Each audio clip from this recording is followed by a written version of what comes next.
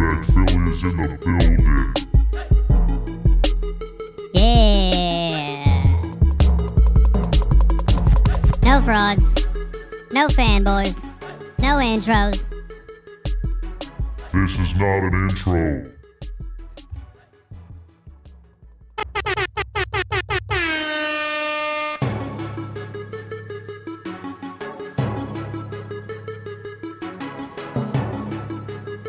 Would you ask Pop that question?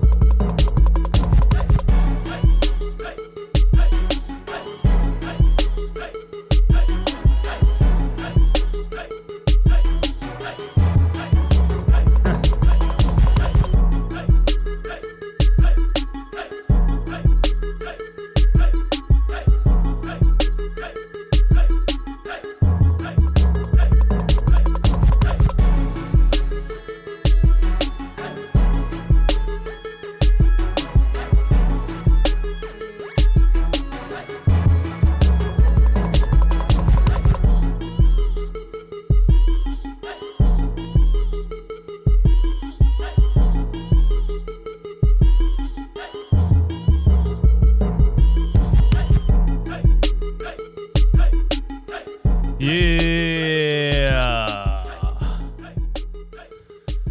Run it back, nation. What is good? It is I, DJ Eastwood, Run It Back Philly. No frauds. No fanboys. No intros. Yeah. Yeah.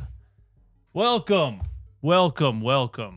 200 people in here. Please hit the like button on the stream. Yeah, Daryl Morey, everyone. Daryl Morey is going to speak to the media at about 12:30. So we're going to sit up here and kill a half hour. Hopefully he's on time.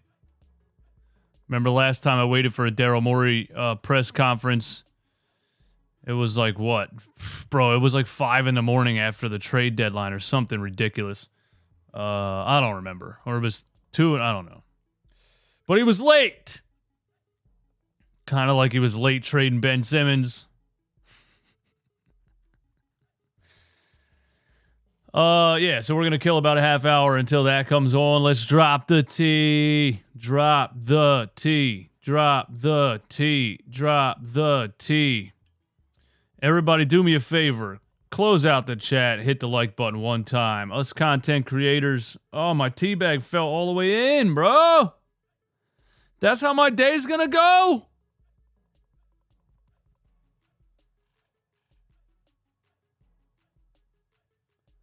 Damn.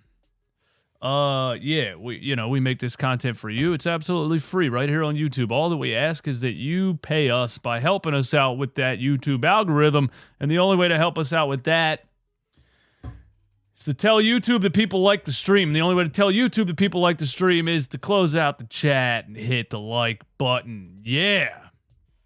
All right, let's get into the business. Y'all got any takes in the chat before we get started? 5 takes in the chat. Here we go. 5 takes. 5 of your takes right now in the chat. 5 of your takes right now. Trade Toby for Zach LaVine. Bubba45, what's going on, man? I got a question for you. Why in the world would the Chicago Bulls want to take on Toby's $40 million contract and also give you a player like Zach LaVine? I know the Chicago Bulls were a disappointment this past season. Part of it, most of it is honestly because Lonzo Ball can't get healthy and can't play. But trading for Tobias Harris does not help them at all. I don't see that happen. I'm still on the I don't really see anybody trading for Tobias Harris thing. It's tough for me to see anybody doing it. It has to be Chicago. If Chicago's blowing it up, if you start seeing, they traded, if you start seeing them trade DeMar DeRozan, other players, I'm a little slow today, man. If you start seeing them trade DeMar DeRozan and some other players, then they might be on a blow it up train. I think the only way you can get rid of that Tobias contract is to, attach something to it, and that sucks too. I don't know. We'll see, man. We'll see. Matt L, what's going on? Thanks for the super chat. When James hits the club after Doc didn't get a dub, that's Daryl Morey.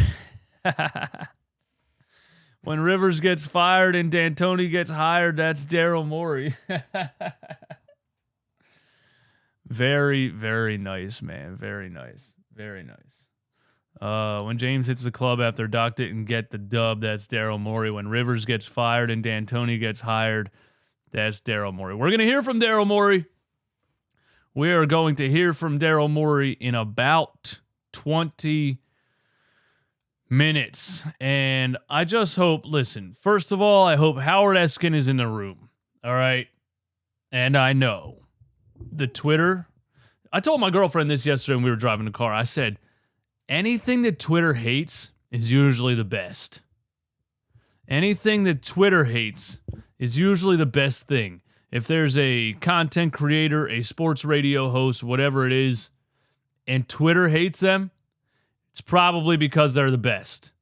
You know what I mean? Twitter does this thing where they're like, all Philly media does is hates on their own players and runs athletes out of town because there's just a bunch of uber positive fanboys over there. But what the reality is that they don't like people that keep it 100%, keep it real, and tell you what it is. You know what I mean? They don't like that. There's a lot of people that don't like that. That's what they do on Twitter. Anything that Twitter hates is usually the best. Twitter absolutely hates Howard Eskin. But I need you guys to know, Howard Eskin is the only media member that gets up in these press conferences and asks the tough questions. He's the only one that gets up there and asks the questions that the people listening want answers to. All these other reporters, are like a new lawyer, They don't want to piss off the judge. They want to be buddy-buddy with the judge. They want to be buddy-buddy with the other lawyers. They want to do it, and they sit in the corner with the laptop, and they don't do anything for you. I hope Howard Eskin's in the room. DVW. D'Antoni failed in Phoenix, Houston, Los Angeles, Knicks. The Sixers can't possibly think he can turn it around, right? D'Antoni coached the Knicks? When was that? That might have been way before my time. I don't know. The Sixers can't possibly think he can turn it around, right? No. The Sixers do not think that. There's no way they think that. There's no way they think that. The problem is, here's the problem. I'm going to tell you what the problem is. Eastwood is in the building to tell you what the problem is. The problem is the owners don't know what's going on. The owners don't know anything. Josh Harris couldn't tell you two other players in the NBA outside of the Sixers organization. Josh Harris probably can't list off all of the players on the Sixers roster. So that's a problem because Daryl Morey is 1,000% in charge. 1,000% in charge of every decision. I didn't think Doc Rivers was a great coach. I thought he should have been fired because I don't think you're going to get anywhere with Doc Rivers because I think he's too stubborn to adjust to today's modern style of NBA, on and on and on. But Doc and Daryl had this power struggle going on, you know what I mean? And I thought Daryl did a good job at drafting certain players that Doc refused to use. I thought Daryl did a good job of signing certain players that Doc refused to use. I still don't know if the Matisse Thybulle trade was good or bad because Doc wouldn't play McDaniels. So you get Doc out of here. It can be a gift and a curse, though, because now there's no power struggle. Now Daryl Morey is 100% in charge. And you watched what happened. He passed up every single trade scenario for Ben Simmons because he had to have James Harden. He has an unrealistic belief in 33-year-old James Harden. That is a fact. Daryl Morey's love and obsession with James Harden is going to be the ultimate rock bottom for this organization. And I mean that 100%. He passed up on all the trades that could have kept you some first round picks, could have kept you Seth Curry and Andre Drummond, because he had to have James Harden. And he gave up those players, and he gave up 2 first round picks on top of it for a guy who is a shell of himself.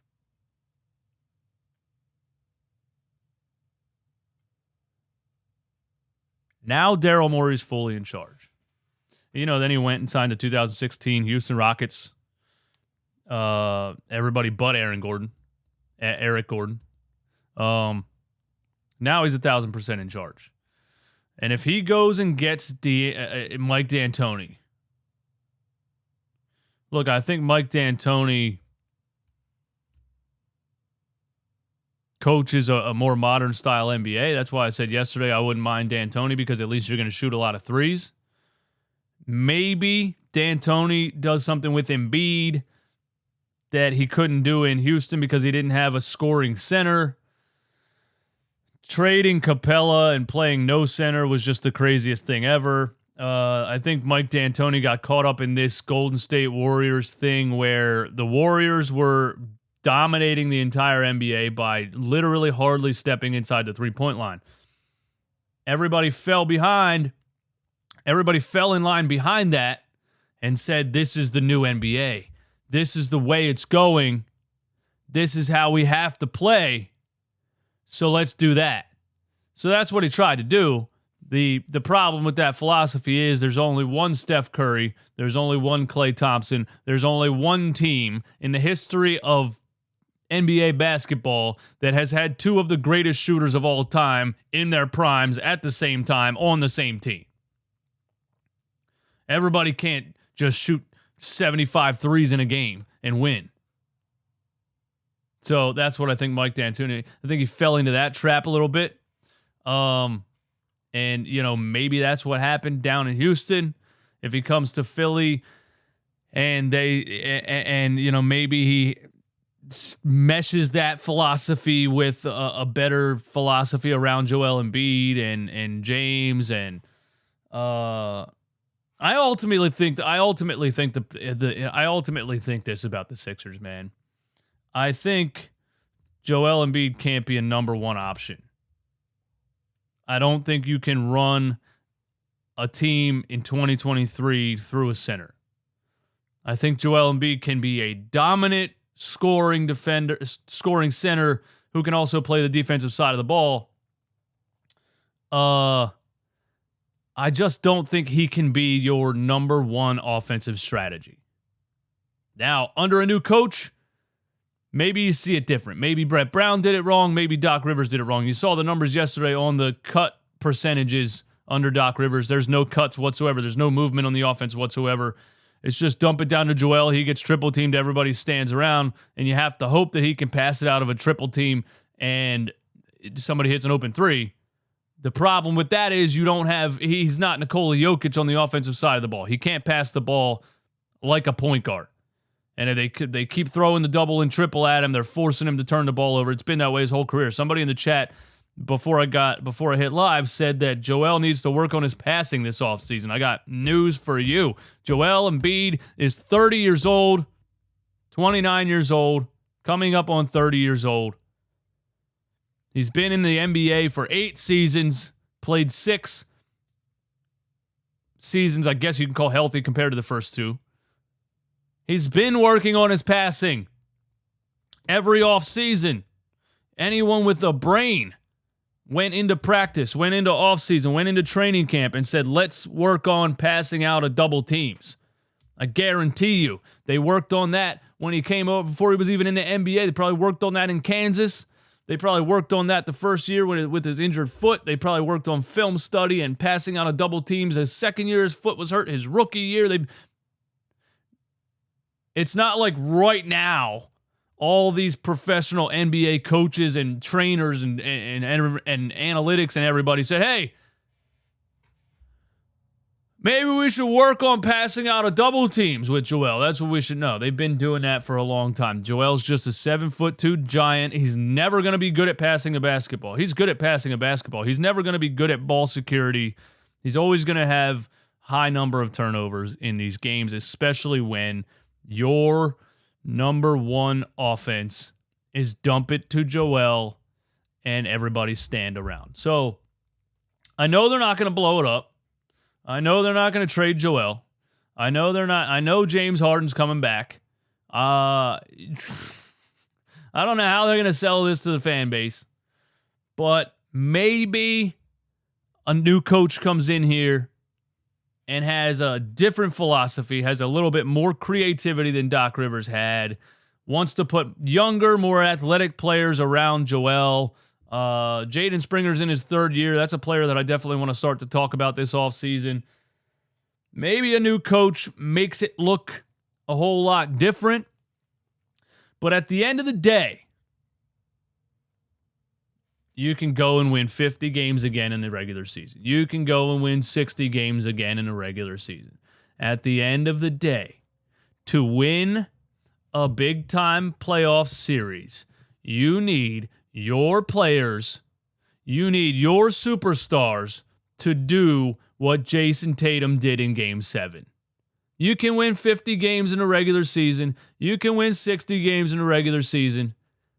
At the end of the day, to get past the second round, you need your superstars to be able to do what Jason Tatum did in Game 7. And James Harden can't do it in Game 7. Joel Embiid can't do it from the block, being double and triple teamed and shy and away from whatever the hell. I don't understand the mentality that he had in Game 7. It was insane. It was the opposite of a killer instinct.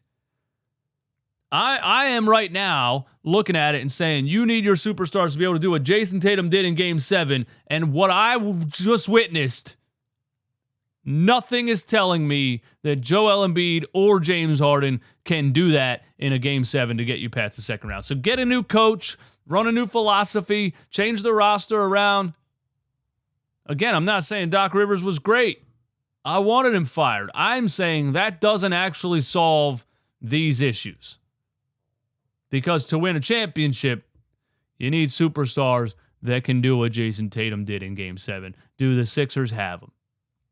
You can have all the great role players, all of them.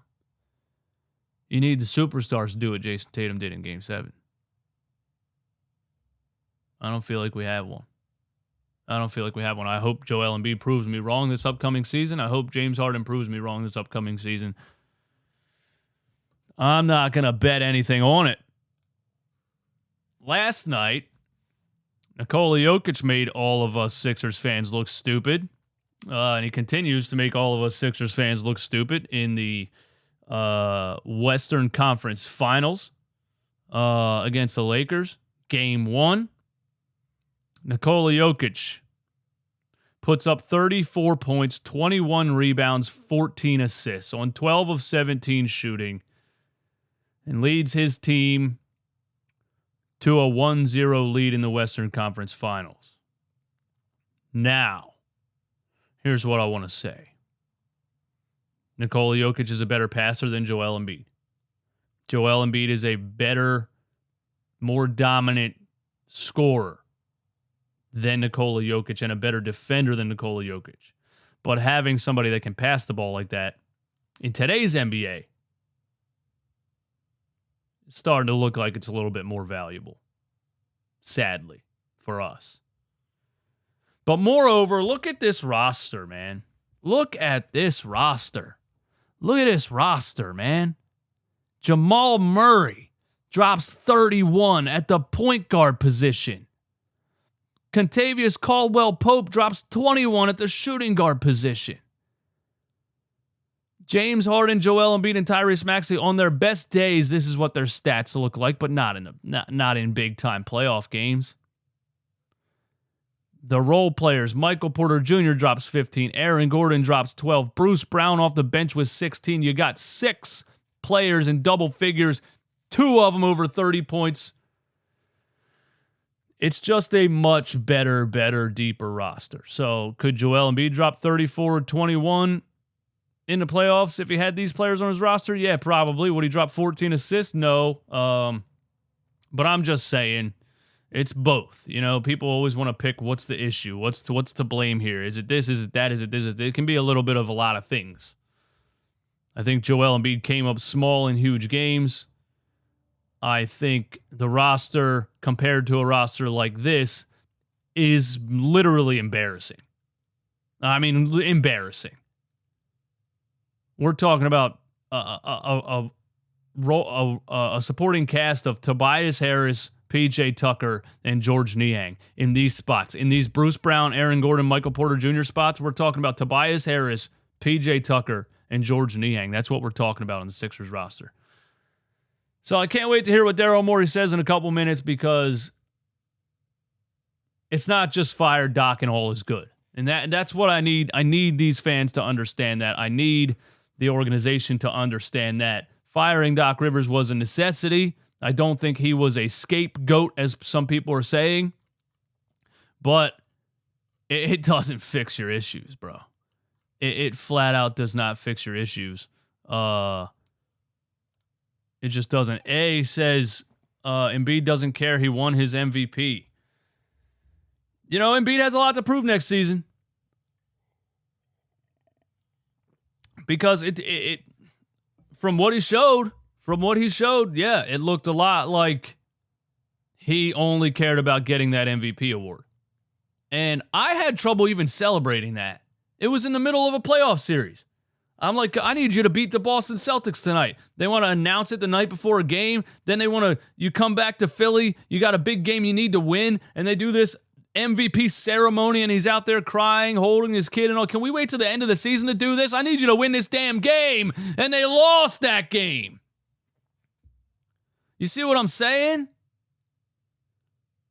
I don't give a damn about an MVP award.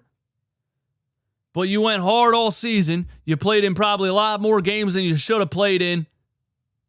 You dominated the regular season. You won your MVP award. And then you were burned out and injured in the playoffs again.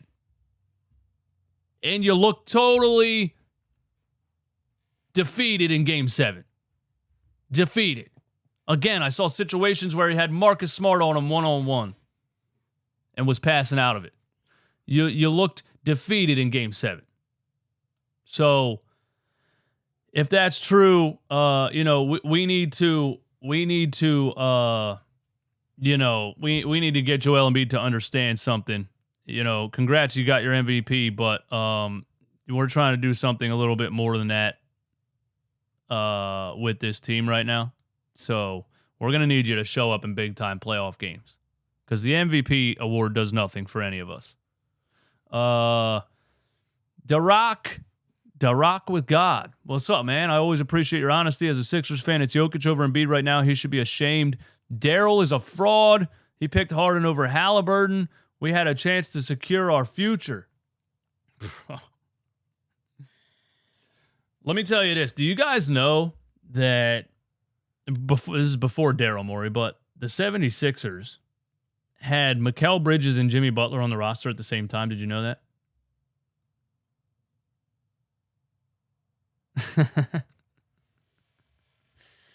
Imagine you give Joel and Jimmy what they want. You keep Mikal Bridges. And then you trade Ben for the rumored Halliburton, Buddy Hield, or the Halliburton, Buddy Hield, Harrison Barnes, whatever it is. You could have really flipped it. You could have really flipped this team around, and you would be looking like the Denver Nuggets right now. You would be looking like a very deep team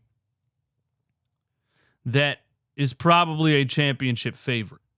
This is why I didn't believe the whole season. And people were like, why are you so negative? And I thought it was asinine that people thought that Sixers roster could win a championship. And they sold it to me a couple times. And I said, if you beat the Boston Celtics, you can beat anybody. And I saw the Sixers beat the Nuggets in the regular season. But the more you look at the depth of this team and the depth of some of the other teams, there's just no way you saw that Sixers roster competing with this in a 7-game playoff series. But, you know, that's where we're at. That's where we're at with it. Hey, thanks for the super chat, man. Let's get over to Sixers Twitter and see what's going on here. See if they posted it yet. It says Daryl Morey end of season press conference is set for 12:30. Ladies and gentlemen, it is 12:30 on the dot. Streaming live, Sixers Twitter and on NBA.com. I'm going to try to use Sixers Twitter stream because I don't want NBA.com to snipe me from the rafters.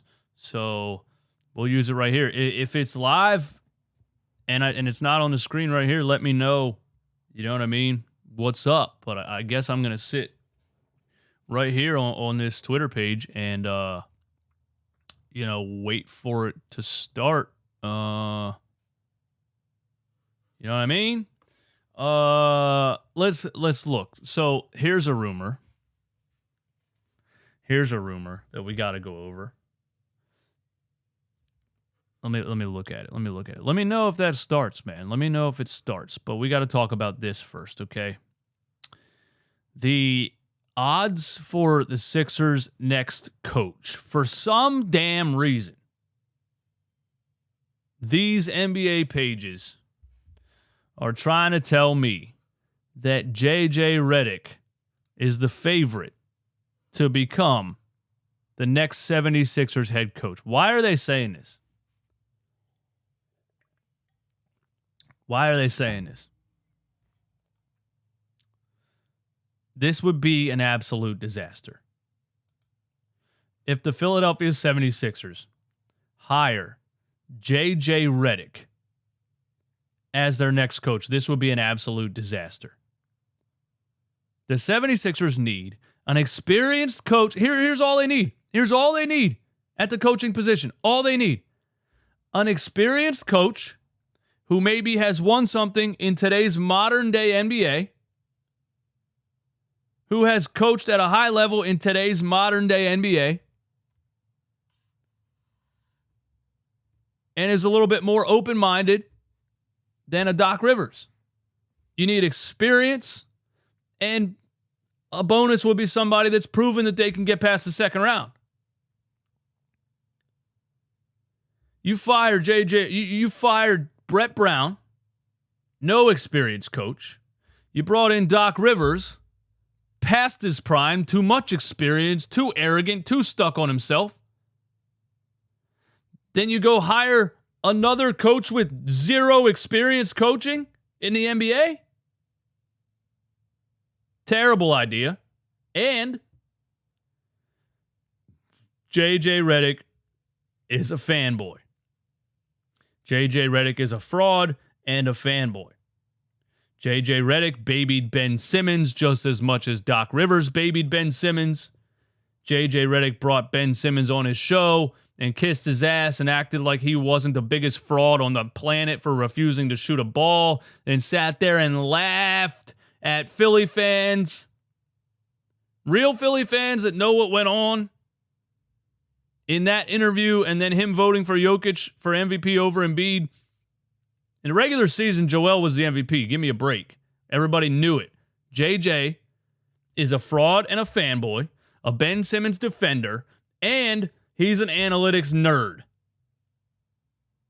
He would be running this team based on VORP and win share and robust algorithm, robust something, plus minus, I don't know. No to JJ Redick. Please no. And he would probably be much too buddy-buddy with all of the players the same way Doc was and the same way Brett was. My pick out of this list. My pick out of this list: J.J. Redick, Mike D'Antoni, Monty Williams, Nick Nurse, Jay Wright. I mean, it's if Jay Wright wants to come and coach the NBA, and he would say, "Hey, I want to coach in the NBA. I want to coach the Sixers." It's Jay Wright. It's Jay Wright. That's a championship level coach.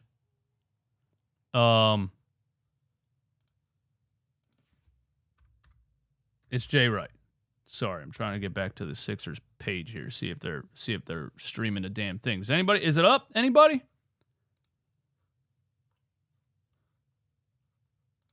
Let's see if we can get it here.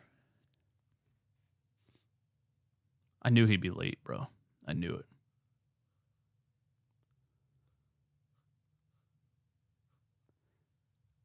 $10 seconds? Starting now? Where do you see this? Where do you see this at?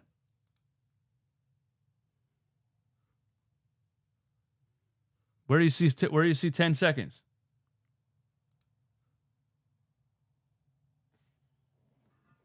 Where do you see 10 seconds? Where do you see 10 seconds? Lamas. It said it was starting. It hasn't started, though. Where? I'm asking you where. Where did it say it's starting? Where? Press conference will begin momentarily. It's not starting in 10 seconds, people are saying. The people are calling you a fraud. Mike Meadows is saying it's playing. Where you are right now is good. No, I don't want to play it on the NBA.com website. It's on NBC Sports Philadelphia. I know that. I can't play live TV on YouTube. I need the Twitter stream. NBC Philadelphia YouTube. I think I did that with a Ben Simmons. I did that with a Ben Simmons press conference. And we didn't get nuked. So we'll see. We will see. All right, it's up, but he's not there. It's up, but he's not there yet. It's up, but he's not there yet. All right, let me know. Let me know if it's. Oh, here we go. Oh, here we go.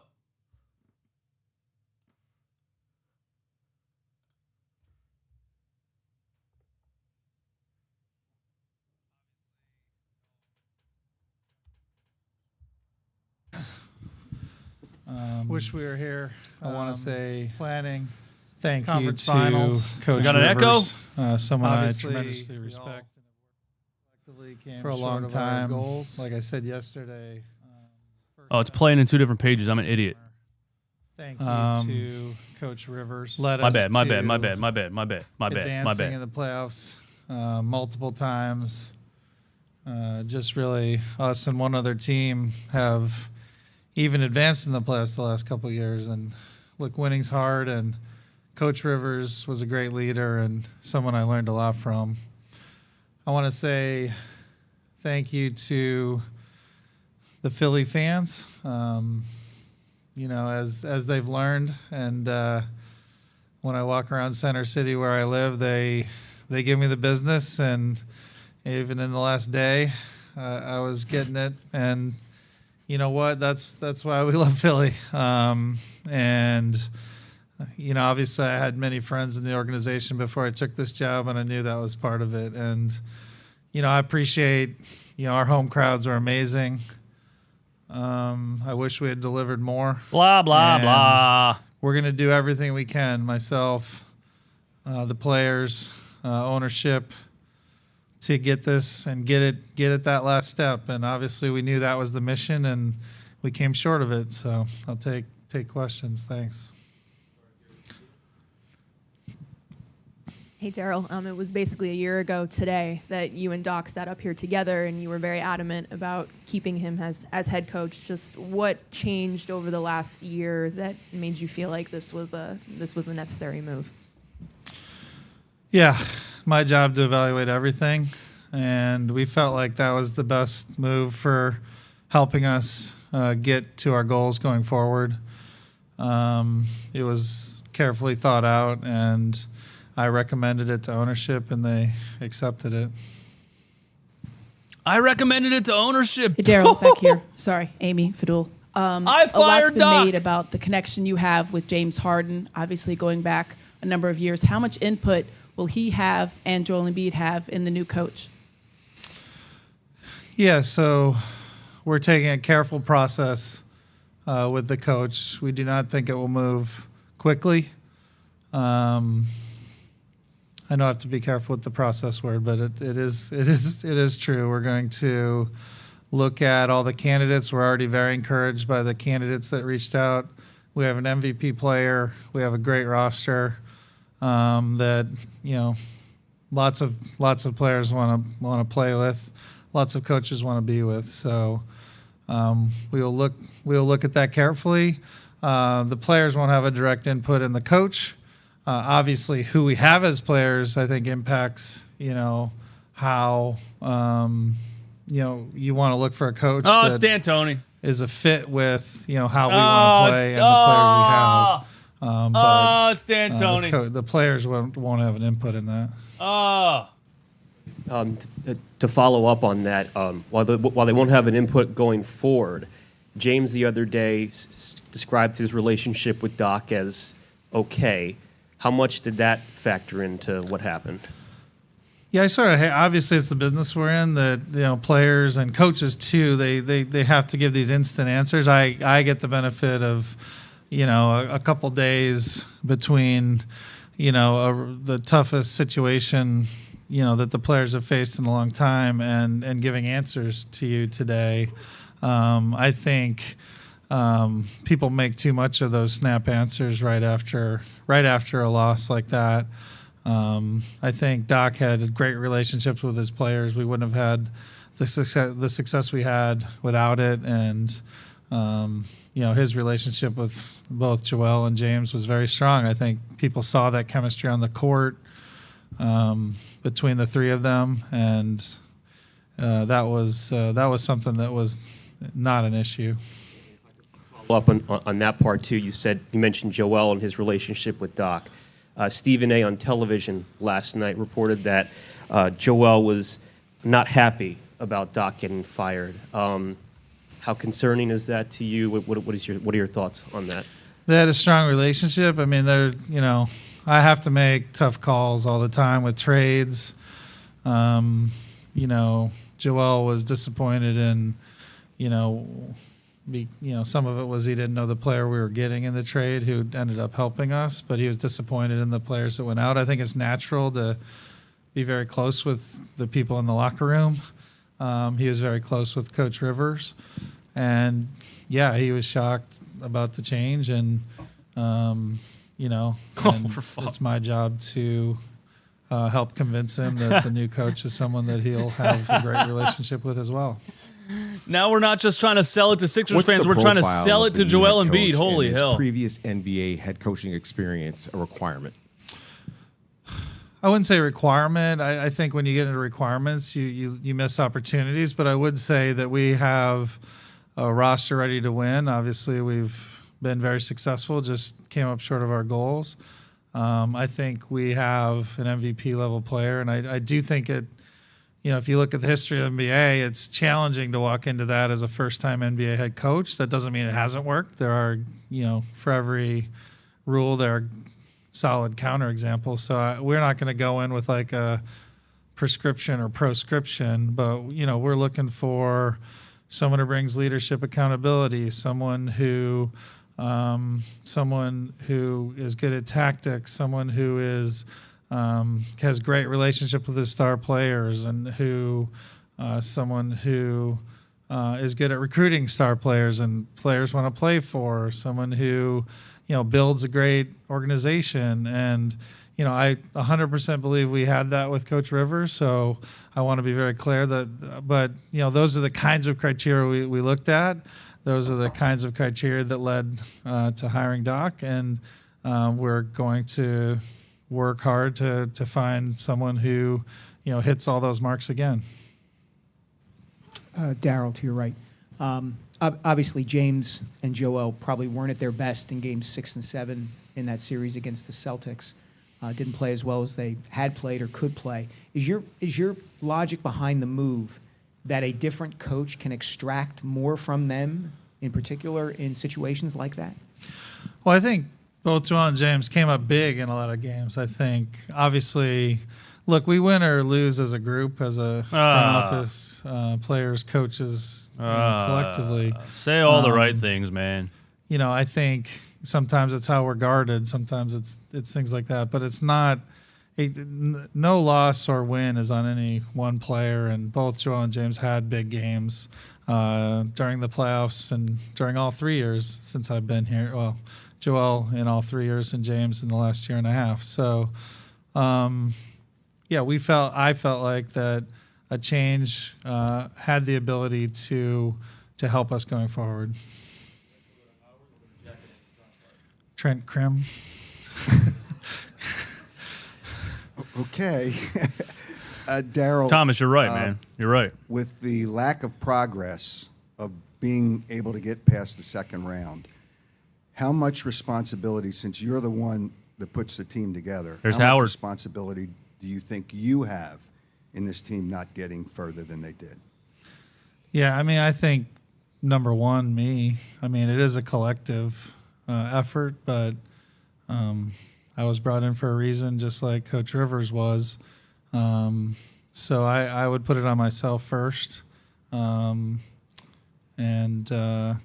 I don't accept that we haven't advanced. I do think we're a much better team than we were the prior year or the year before that.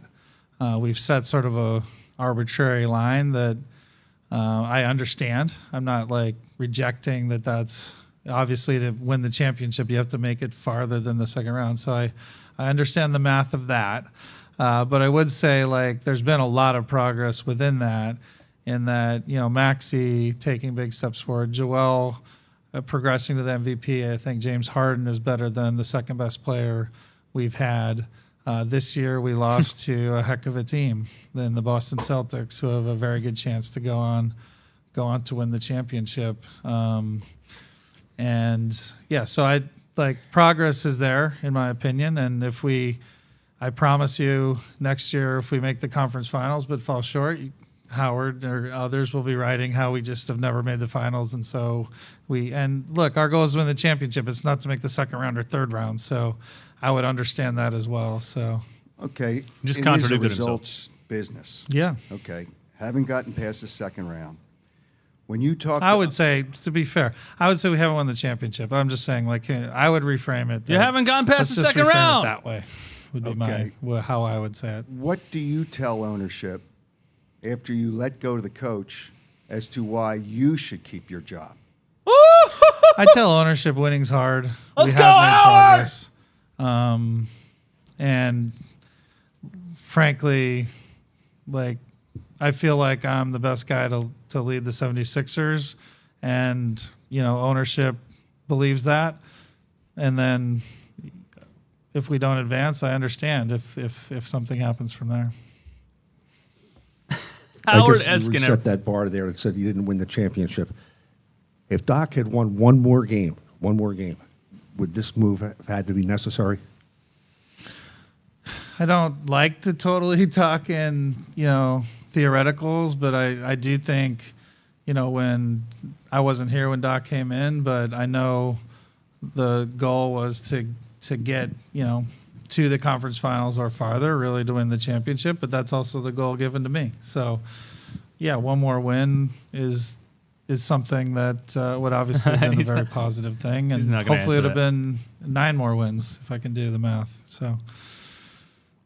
He's not You answering. talked about James and Joel having some big moments, but Game 6 at home had a lead with 4 minutes left, and then offense went away. And then in Game 7, obviously, they didn't have the production they would have wanted. Were they accountable with you in their meetings after the season ended about their performance in the biggest moments?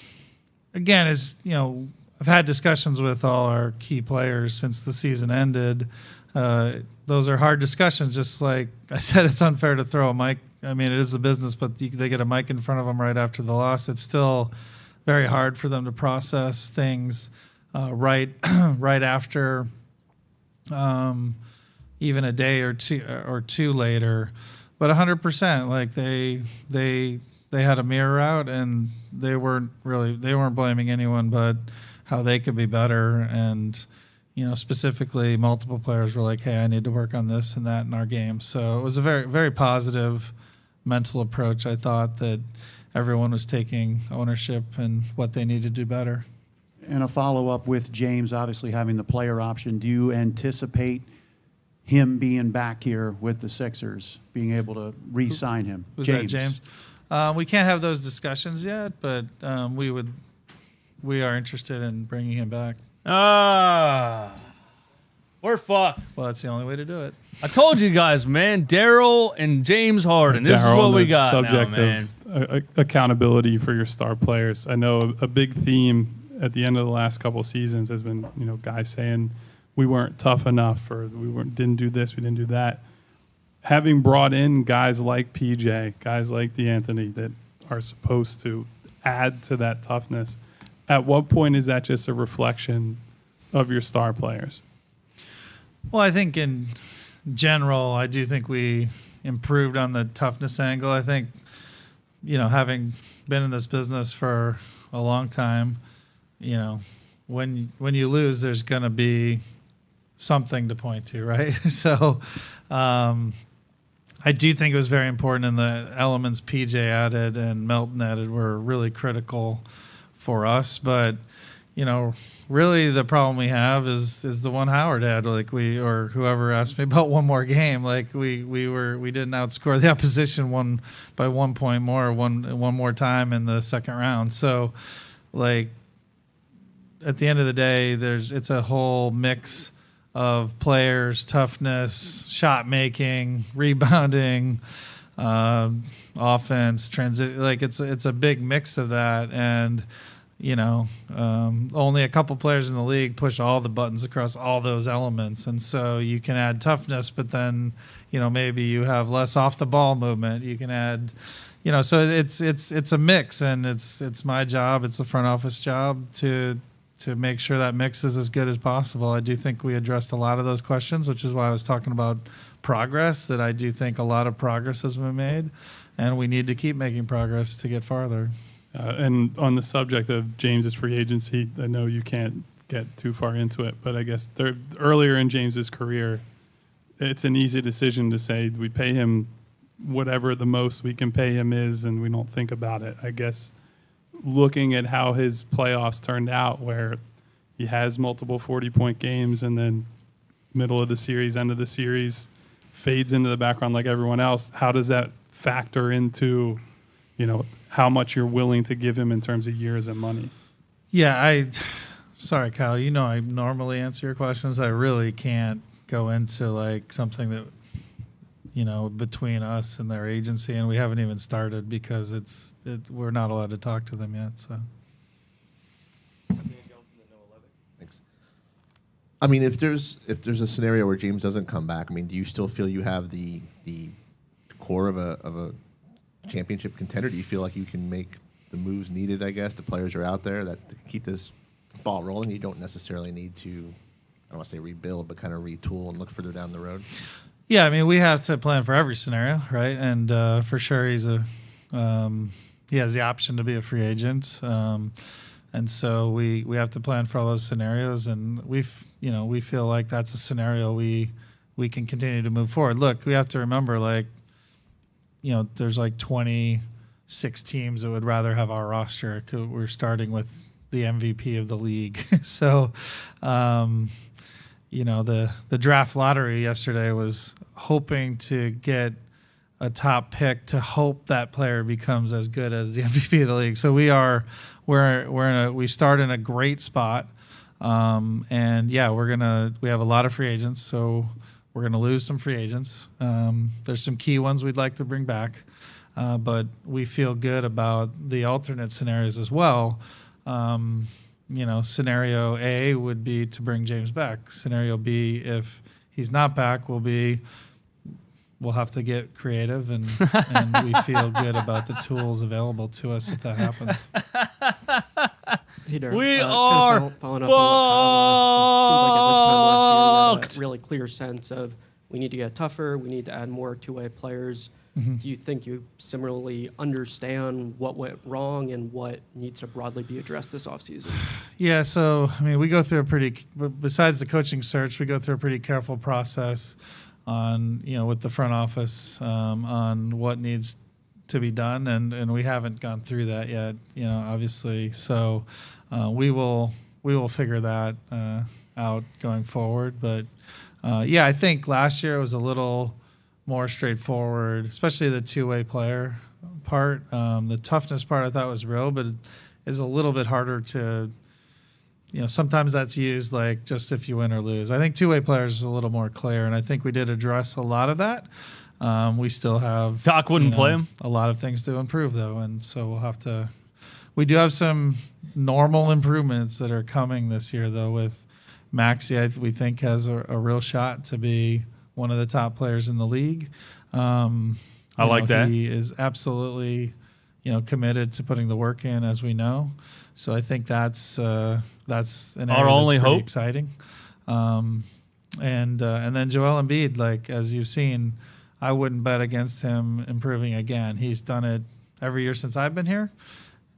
He's done it, I believe, every year before I got here. I didn't track it as close, but he went from obviously not playing to playing, and his health is improving and his game's improving. And again, a lot of the conversation with Joel was just him immediately like, hey, I can do more. I can work on this. I'm watching the playoffs. I'm looking at this guy. I can add that to my game, and I wouldn't bet against him.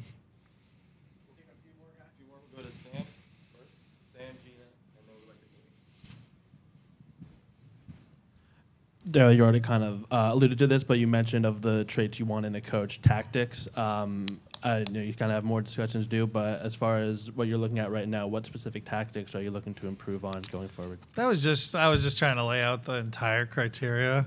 I actually think people put too much importance on that. Like it ends up being a much smaller part of the game than people expect. I mean, relative to like, working with your star players, recruiting star players, things like that. It is an important element, but it tends to get overvalued. It tends to get overvalued by people like me, frankly, because it's an area that, I just naturally have an interest in, and I think a lot of people do. But it can only be one part of the puzzle. I promise you. Like it's just one part of the picture. So. And then to follow up on that, what do you kind of do to yourself to kind of slow down when you're thinking too much of tactics, kind of slow yourself down and maybe prioritize the other things more so? I mean, I'm not really involved in the tactics. Like the coach handles that. So yeah, I don't. That doesn't even come up. Yeah, sorry to. Yeah. Others. Okay. Sorry, I wasn't sure Gina, if I was next. Double question, Gina. I like it. Okay. When you were rattling off some of the other criteria that you're looking for, you did mention that Doc obviously had a lot of those. So is there a missing ingredient or something? Is it just a matter of having a different voice, or I guess kind of what is maybe the difference that you're going to look for in this time around? Yeah, I think I mentioned about the players, right? Look, if you look at players, unless you take some of the all-time greats, Michael Jordan or whatever, who are a 10 on almost every scale, players, coaches, front office, you have strengths across different things. So sometimes it's a fit thing. It's like, we need a little more of this and a little less of that. So it's not any specific, like we need X. It's like with the new coach, the mix of strengths that they have, how are they going to work with the mix of strengths of our players? And we feel like we can, that this was the right decision to move forward. Sorry, Daryl. Just quickly, I know you've kind of touched on this, but a lot of the names that are out there are coaches that have won championships recently, coaches of the year, candidates, and winners. How much stock do you put in that, a proven winner, as opposed to maybe a younger coach that hasn't had that chance yet? Yeah, it's part of the mix. I mean, the available coaches is very strong, and that's why we're encouraged by the ones that have reached out to us already. As you mentioned, recent championships. It's a factor. It's I mean, D'Antoni. It's a factor. Definitely not a litmus test, but all else equal, I do think that can lend a lot of credibility with players that hey, I just did this. I think that matters, and it's why adding like a PJ Tucker last year is also a positive. Hey, when I just did this with Milwaukee, these were some of the key elements, and I know that gave him a lot of voice in the locker room. You mentioned he's that 38. Joe has had big moments in this series, but throughout his career, his efficiency in the second round takes a very big hit. I guess, why do you think that is, and what do you think you can do to put him in a better position? Yeah, that was a big conversation with Joel. Again, led by Joel, to his credit, and working through like, hey, how can I make sure I can still get to my spots? How can I make sure that when they are trying to take this away, I have a counter, things like that. So. Look, it's something that and I'll just put it on myself, we need to do a better job that during the season because the regular season can often be a Wednesday against a bad team, and Joel's so good he can just dominate a game without them doing a lot of keying. That's why I thought a lot of reps against, say, Toronto or Brooklyn this year. He sounds so tired. They were guarding him with like heavy double teams and different looks. We want to try and make sure that we get him those similar kinds of like high intensity defensive looks during the regular season, and have that be something he's more comfortable in as we get into the playoffs. And so I think that's a big priority, to continue to give him rep after rep, and so he can work on it in the offseason and during the season, so he's ready for the really, really focused defenses that he faces in the playoffs. And I guess just one final one. With the new CBA, there is a second, much more punitive apron. How much does that factor in when you're considering these larger contracts? Yeah, I mean, I think Hit the like button for me. Hit the like button. new CBA are still haven't been totally finalized, but a lot of them don't kick in till later. So look, I mean, I do think that's something, like, speaking of strengths and weaknesses, that is something that our front office is very good at, is like, finding areas to take advantage of the new set of guidelines we work under, and being creative and finding solutions to make the team better. All right, thanks, guys. Appreciate it. Thanks. Oh my goodness, man. Oh yeah. Look, I know that it's a press conference. There's plenty of things that you can't say. There's plenty of things he's not going to say when, reporters ask him certain questions. So it's not like I expected him to say, yeah, we lost game 7 because James sucked. We lost game 7 because Joel stunk it up. Like, obviously he wasn't going to say any of that. The couple of things that he did say that I absolutely hate. Let's go. The first one is the players won't have an input on who the coach is, but the players that we do have will determine the coach that we hire. He's talking about James Harden, and he's talking about Mike D'Antoni. That's literally what he's doing. That is literally what he's doing.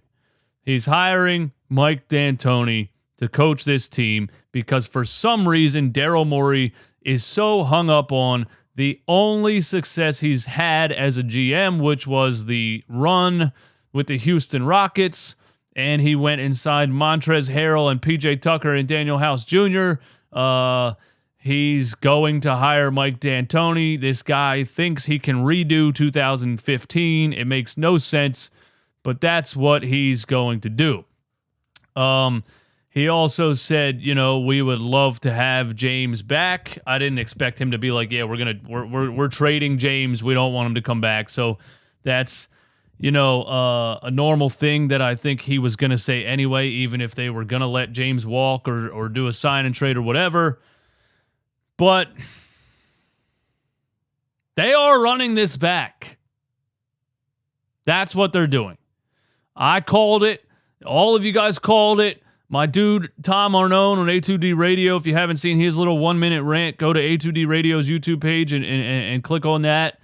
He said Doc Rivers was a scapegoat, and they are going to try to run this back, and they're going to try to sell basically the same exact thing to us that we just watched the last 2 seasons. The second half of 2 seasons ago and this past season.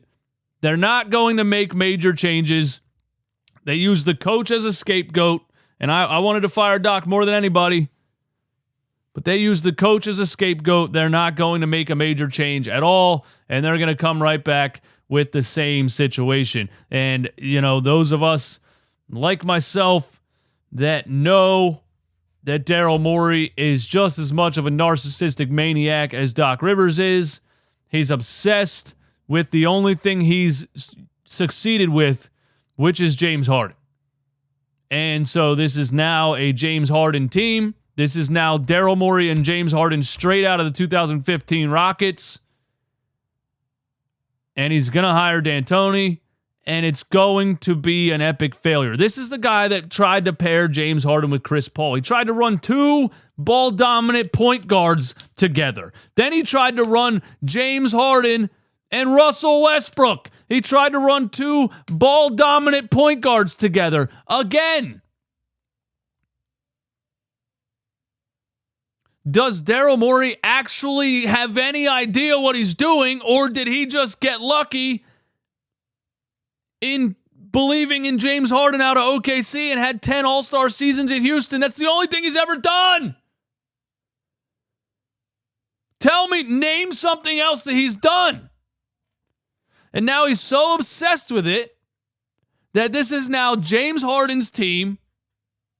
And he's going to center everything around James Harden. He's going to try to do again the only thing that he succeeded at doing, which was, putting shooters around James Harden in his prime. James Harden, I got news for you, Daryl. James Harden is cooked. He looked like that in Game 7 at 33 years old. You think he's going to look better at 34 years old? Come on, man. So this is what's happening.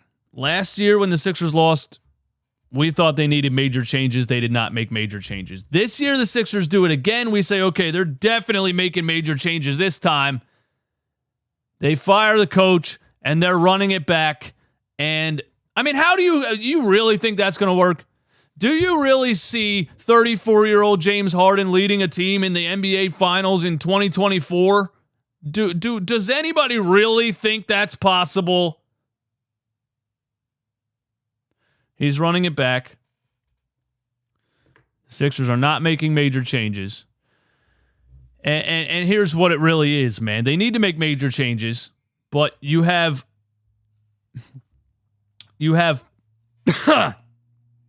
people with egos who are on a pedestal. And this happens so much in sports organizations because you have to fire everybody to make major changes. Somebody in a position of Daryl Morey is not going to accept that it's over. He's not going to accept that it's over. Doc Rivers wouldn't accept that it's over. He was going to run the same thing into the ground until he got fired, and he did. Daryl Morey's going to run the same thing into the ground until he gets fired. There's no way he's going to look in the mirror and say, I need to make major changes. It's not going to happen. He's going to run it back. He's going to run it into the ground. The Sixers, we already know they're screwed. We already know it's over. We already know the process is over. Right now is when you need to get the most that you can get to move forward. And they're not going to accept that it's over when it's over. They're going to hold on to all of it way too long, and there's going to be no assets, and they're going to be back in the dumpster just like they were after the Iverson era. That's what's happening. Yes, James Harden opted out. I know people are telling me that. That means nothing. All that means is that James Harden is now wide open to sign a brand new 4-year contract under Daryl Morey, and we're going to be paying this dude until he's 38, and he can't even get off the ground at 33. That's all I got. Sixers are cooked, bro. They are cooked. They're not going to blow it up. You know they have to blow it up. They're cooked. So I was debating, do I put out the blow it up merch? Do I try to spread the message as far as I can? And it's official now. We're putting out the blow it up merch, and we are spreading the message all over Philly, because I know there's a couple of fanboys left. There's a couple of people that pop up here and there saying you're too negative, you're being too negative, whatever. And it's because, those people just started watching 6 months ago.